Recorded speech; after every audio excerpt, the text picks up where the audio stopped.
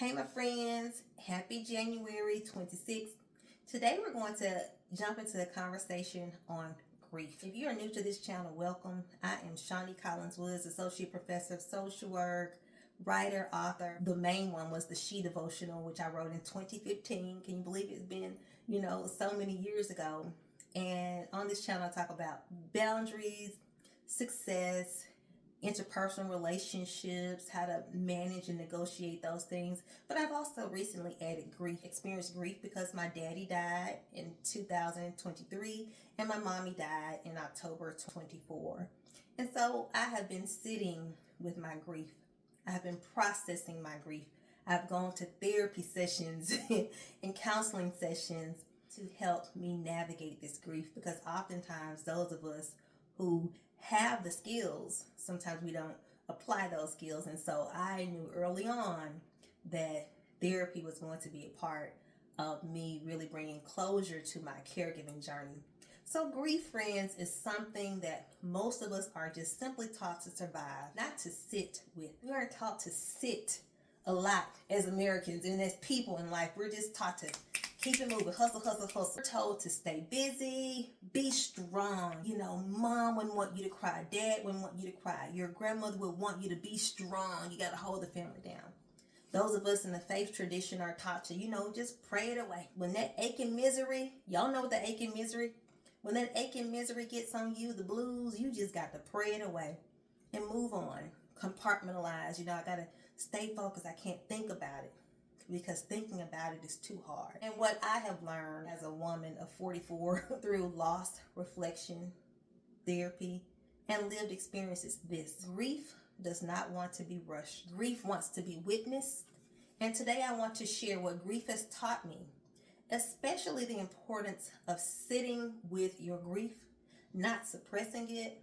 And this message is for women and men, because grief does not discriminate by gender, and unprocessed grief shows up in all of us. So what does it mean to sit with grief? Sitting with grief does not mean wallowing, but you are free to wallow. It means allowing your grief, the person you are mourning. It may not even be a person. It could be the loss of goals or dreams or aspirations. Whatever it may be, whatever your grief is, you know the reason. It means allowing it to exist without judging it, numbing the pain away, and projecting it to other people. I sit with my grief by journaling. I have lots of. This is one, and it reads: in happy moments, praise God. In hard moments, seek God. In quiet moments, trust God. In every moment, thank God. And that aligns with my faith tradition. Now, we don't all share the same faith tradition. So my grief doesn't show up for me in the daytime. It might every now and then. But usually I'm like up 6 o'clock, and having a great day, exercise, get on my treadmill or my Peloton or whatever I want to do, get out of the house. But it's in the quiet moments at night when I'm getting ready for bed or when I'm winding down, the grief comes to me. And so I can feel it coming on. And so what I do is I write to my mommy and daddy: dear mama, dear daddy. I write when I don't have the exact words. Sometimes I'm just saying, I can't believe y'all are gone. Come back to me. I talk about memories. I talk about frustrations. I talk about disappointments, things that have happened that I'm very surprised by, disappointments. I talk about the joys, the triumphs. I talk about the things I wish they could see. And most of all, I just thank God for allowing me to have such great parents. And so I write what is true to my heart, and that helps me so much. And a lot of times, once I write that down, I'm like, all right, I'm done. It's just like, it lifts. And so it's my body saying, you need to let it come up and come out some way. I also visit Woodlawn. My parents are buried in Woodlawn Memorial Park in Nashville, Tennessee. And so I go to Woodlawn. I'm often reflective when I go to Woodlawn. I walk, I talk, I'm quiet. There's just something grounding about physically returning to that place. It's very peaceful there. It holds memory from my parents and for me. And I can just remember, taking my mom there when we had buried my dad. And, she knew that was going to be her resting place. And so it's a sacred place to me. And it reminds me that so many people are loved by their family members. And I see people out there. Some people are reflective and quiet. Some people leave. They come in quick and they leave quickly because it's too much. Maybe they have somewhere to go, but you can see that people are actively grieving. And so sometimes we think about loss. We think it's just us. No one else knows my situation. No one is feeling the same way I'm feeling, but that's actually not true. Just go to a cemetery, a gravesite. You're going to see a lot of mourners out there, especially around the holidays. Mother's Day, Father's Day, Thanksgiving, there were a lot of people at Woodlawn. And I had extra flowers, where I recycled the flowers. I was bringing fresh flowers from my parents' marker. And I just took it to a grave that seemed like it had been abandoned and no one had checked on it for, many years. Now, Woodlawn does a really great job of keeping their site up. But I wanted to let just someone know, whoever that were, that you know what, I'm thinking about you. And I'm sorry no one has brought flowers out here. I listen to praise and worship. And let me tell you what really got me through. And this is just the weirdest song. International Players Theme by UGK. For whatever reason, that became my grief song all of last year. Why that song just stuck with me. Keep your heart 3 stacks. And I would just play that over and over again. I'm up here listening to Andre 3000, but that was therapy for me to listen to trap music and to listen to like Houston, Texas music. And maybe it's just the slowness of it, just the beats. I'm from Mississippi, so all of that is just like, therapy for me. So the music, also the dancing. What a lifesaver boots on the ground has been for so many people, for people to move, to dance. I've been in front of my TV all since the summer, learning new line dances and stuff. So that's so fun. So I listen to music and keep that movement going. And it reminds me of my mom. She loved dancing and moving around the house and putting her praise and worship on. And so some of the songs are on repeat. Sia. I love Sia. Unbreakable. Elastic Heart. All those songs. Chandelier. Snowman. I listen to all of that at work on repeat because music is therapeutic to me. And then there's silence. Sometimes it's just okay to just sit and process. It's hard for many people to be still. And I know this because I watch people on my job, and a lot of people do not know how to just sit still. This is not like you have like a condition or something that's diagnosable. But I mean, if you don't have those things that may cause you to kind of be a little fidgety, but just the stillness. Silence lets our thoughts come to us. It tells the truth. It brings clarity. And it allows your grief to speak. Pictures have never been hard for me. Videos are not hard for me.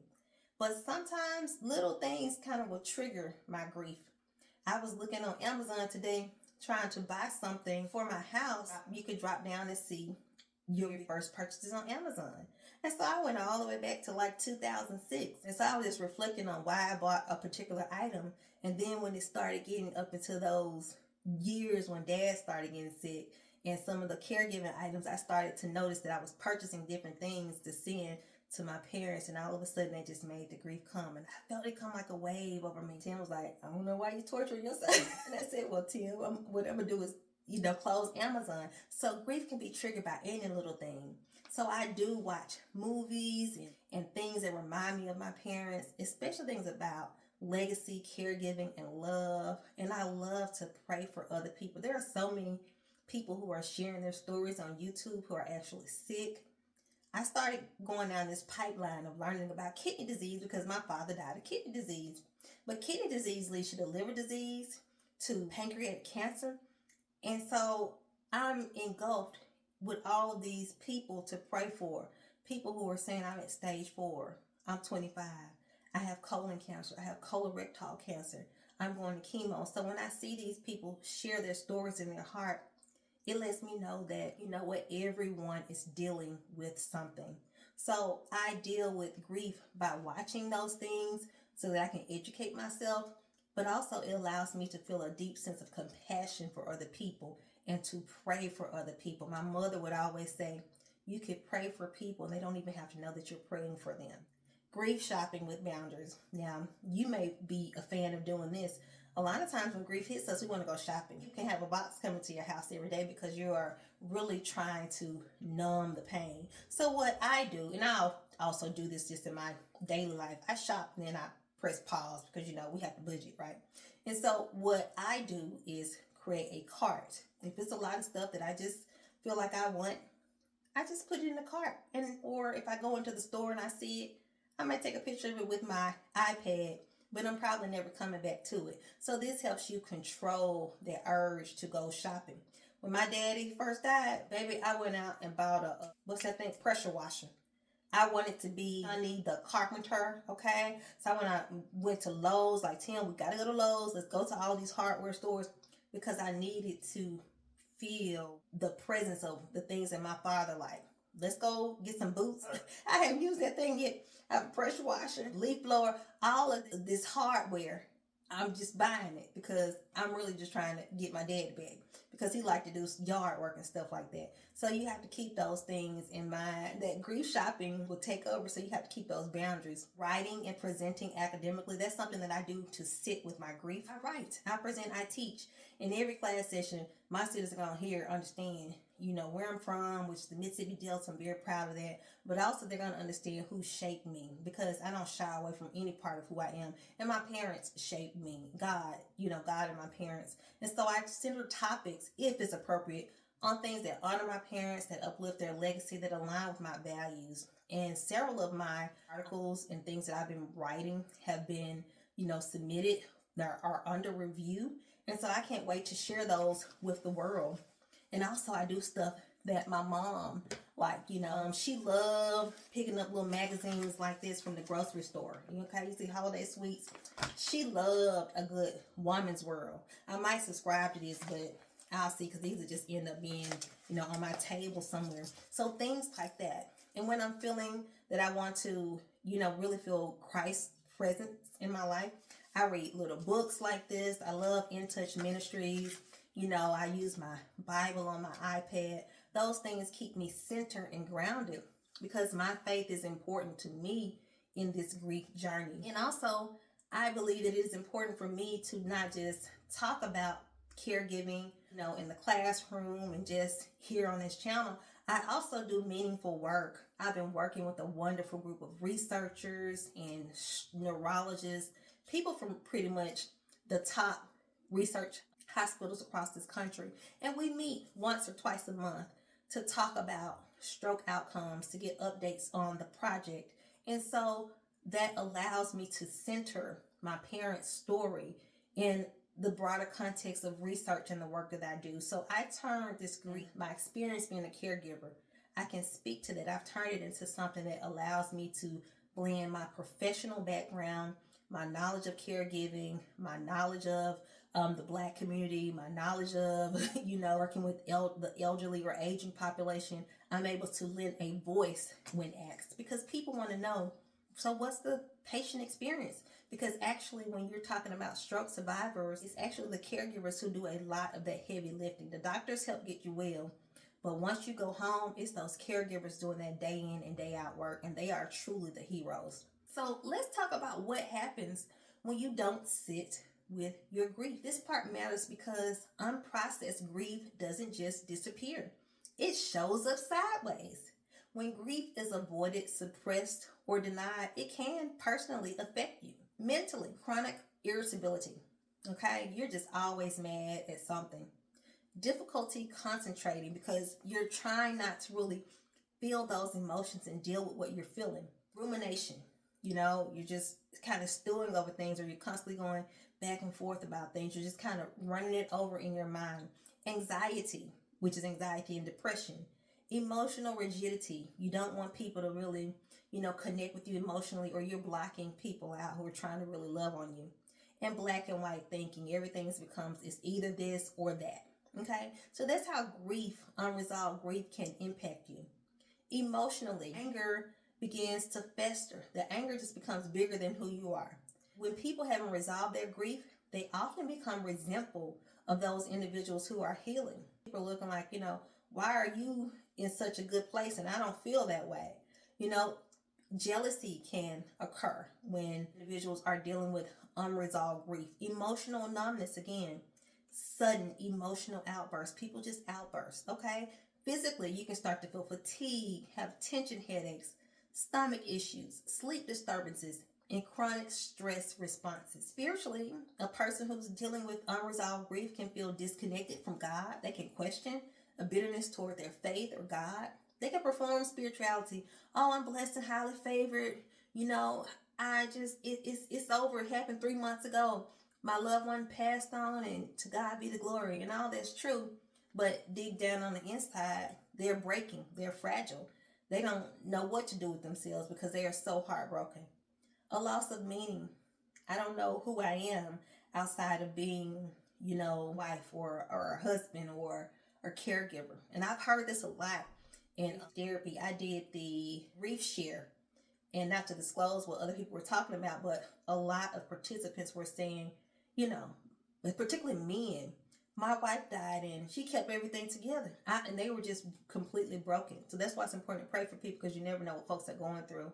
And moral judgment instead of self-reflection. A lot of people take this moral high road and they don't take the opportunity to reflect on just life and relationships. Unresolved grief often becomes most visible as projection. So a person may be feeling something internally, but they project it onto you. Control, passive aggressive behavior or comments, constant criticism of everyone else, emotional withdrawal, again, difficulty in celebrating others, a need to dominate the narratives, because what grief does is expose family dynamics. So some people who may not have felt as involved in whatever, the loss or the passing, they now need to control the narrative. There can be a lot of unresolved grief with how they showed up and what they believe their role was in dealing with the loved one who perhaps may have passed. So people who don't sit with their grief often externalize it, right? So instead of them saying, I am hurting, it comes out as you are the problem. So here's a gentle truth, friends. Grief that is not processed becomes resentment. You can see it in people. Resentment that is not addressed becomes bitterness. And bitterness that is not healed becomes isolation. Isolate everybody from you. So here are some healthier ways forward if you're having problems sitting with your grief. Give grief a container. Set a time in your schedule to feel it, journal it, walk, cry, pray, sit with it. When I was in my grief counseling, my therapist said, Shani, you should do grief walks. I was like, I'll work out on my Peloton and I get on my treadmill. She was like, no, I'm not talking about speed walking or power walking. You need to go by a reflective river or a pond and walk. And all summer, if you watch my videos, that's what we were doing. We were exercising. We were still power walking. But we also were reflective and talking, Timothy and I, because I'm just not grieving alone. My husband is also grieving. And there's no expiration date on grief. And honestly, grief, if you've lost someone truly important to you, or loss of opportunity or loss of goals, it stays with you. There's no timeline nor expiration date. Name emotions honestly. Anger is often grief in disguise.